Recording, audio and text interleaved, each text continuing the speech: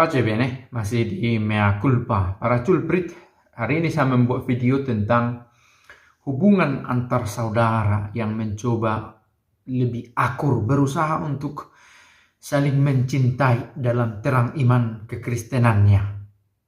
Oke, mengapa topik ini saya ambil sesuai dengan janji saya untuk mengangkat ke dalam video, memasukkan ke dalam video pemikiran yang saya coba terima dari ibu yang saya hubungi lewat telepon kemarin.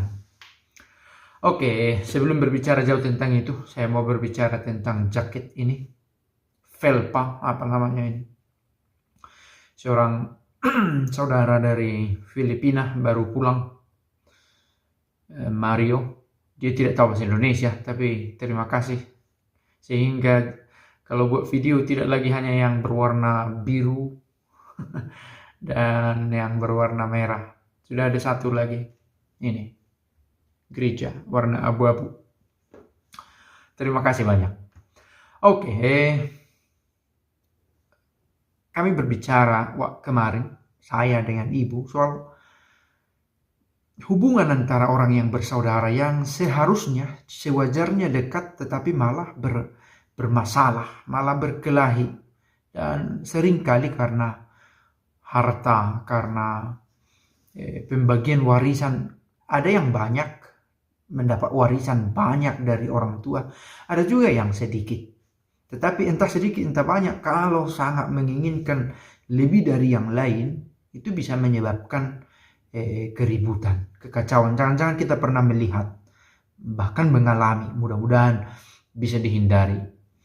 Saya melihat beberapa kali video di media sosial bagaimana orang yang benar-benar bersaudara dari rahim yang sama berkelahi, bahkan memakai benda tajam untuk membela haknya, untuk mendapatkan sesuatu, untuk mendapatkan harta yang memang dengan instan bisa didapatkan, bukan karena usahanya, tapi karena pemberian dari orang tua. Nah, mengapa ini bisa terjadi? Ada beberapa faktor. Ada orang yang dengan gampang mengaitkan itu dengan kebudayaan. Katakanlah misalnya antara anak laki-laki dengan perempuan. Rasanya tidak adil, begitu ya. Sehingga berkelahi. Si perempuan merasa dizolimi, dia yang merawat orang tua, tapi dia tidak mendapat apa-apa. Hanya laki-laki yang mendapat, padahal dia tidak pernah pulang kampung.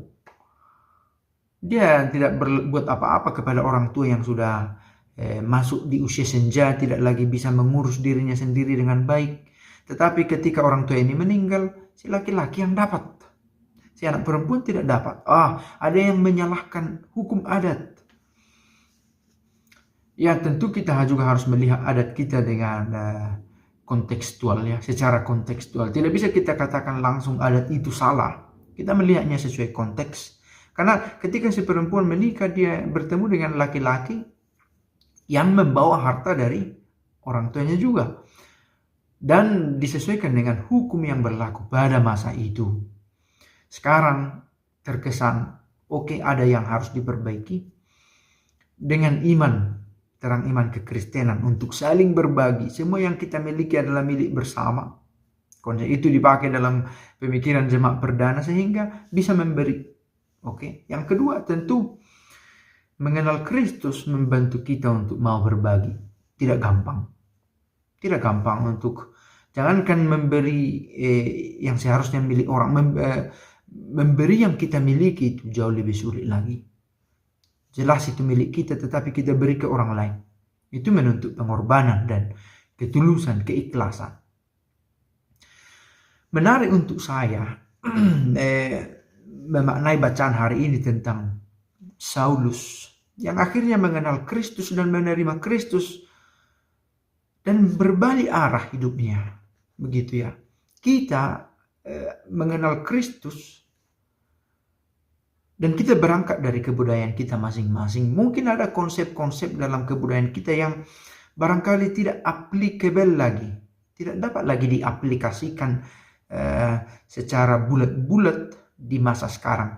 Katakanlah misalnya superioritas anak laki-laki dengan anak perempuan. Isu ini seringkali menjadi persoalan. terlalu diproteksi. Kalau laki-laki terlalu banyak privilege yang dia miliki, karena demikianlah kebudayaan, kebiasaan di dalam adat yang diterima. Nah, penghargaan semacam ini secara tradisional, secara kultural bisa tetap diingat, tetapi dalam konteks keadilan hidup bersama, kiranya ini tetap dipraktekkan. Hidup bersama yang saling berbagi dengan semangat mencintai saudara, kiranya bisa membantu seseorang untuk lebih adil, bersikap adil dalam hidup bersama. Maka bukan menjadi satu ketakutan lagi kalau kelak yang bersaudara ini berkelahi karena harta. Karena orang tua yang tidak begitu mengenal tulis menulis tidak meninggalkan pernyataan yang sah tentang pembagian harta sehingga ribut-ribut. Kalaupun tidak ada dokumen semacam itu, tetapi karena didorong oleh mengenal Kristus, keluarga bisa lebih akur dalam membagi harta milik bila harus dibagi, atau malah menjadikan itu sebagai aset bersama bila mungkin, atau cara apapun yang mungkin ditempuh. Tetapi semogalah tidak malah menjadi sumber persoalan di tengah keluarga. Kalau dengan saudara sendiri kita sudah berani bersikap kasar atau malah membuat persoalan, dengan siapa lagi kita bisa merasa dekat? Dengan tetangga. Dalam prakteknya seringkali kita lebih dekat dengan orang yang benar-benar dekat dengan kita sekarang, bukan dengan saudara yang jauh di kampung atau jauh di perantauannya. Tetapi kita juga tidak bisa melupakan bahwa kita berasal dari rahim yang sama, maka sama-sama menjaga. Kebiasaan dalam adat secara teoritis bisa tetap dilestarikan, tetapi dalam prakteknya toh kita berusaha saling memperhatikan kebutuhan yang lain. Demikian jemaat perdana, dan demikian juga kita karena mengenal Kristus berusaha melakukannya. Saya pikir ini tentu lagi-lagi perjuangan. Mengenal Kristus dalam arti bukan hanya mengetahui tetapi memaknai kehadirannya. Apa efeknya? Saya sudah menjadi Kristen. Apakah ada buahnya secara aplikatif dalam hal hubungan saya dengan saudara-saudara saya? Membagi harta yang kami miliki ini dengan sifat Kristianikah atau masih dengan kerakusan yang tak terkendali?